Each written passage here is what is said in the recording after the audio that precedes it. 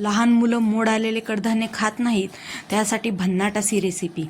हे बघा, मी अर्धी वाटी मोड आलेले मूग घेतलेले आहेत, त्यामध्ये अर्धी वाटी रवा भिजवून घातलेला आहे, त्यामध्ये 2-4 मिरच्या अशा खुडून घातलेल्या आहेत, थोडा लसूण, थोडे जिरे आणि चवीप्रमाणे मीठ घालून मिक्सरला बारीक करून घ्यायचं. हो, हे बॅटर जास्त पातळ करू नका, थोडं जाडसरच ठेवा.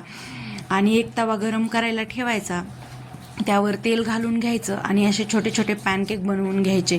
तुम्ही याचे इडली अप्पे बनवू शकता, पण मी असे छोटे छोटे पॅनकेक बनवून घेतले. त्याला जाळी खूप छान पडते आणि जाळी छान आहे, टेस्टलाही खूप लागतात आणि पौष्टिकही आहेत. त्याला 5 मिनटं वाफळून घ्यायचं ताट झाकून आणि इझिली निघतात बरं का, हे चिटकूनही वगैरे बसत नाहीत. चला तर मग तयार आहेत की आपले पॅनकेक. तुम्ही हे मुलाला नाश्त्याला किंवा टिफिनला देऊ शकता. मुलं याला आवडीने खातील आणि हेल्दीही आहेत, त्यामुळे टेन्शन नाही. आमचा शौर्य तर खूप छान आवडीने खातो. व्हिडिओ आवडले असेल व्हिडिओला लाईक, चॅनल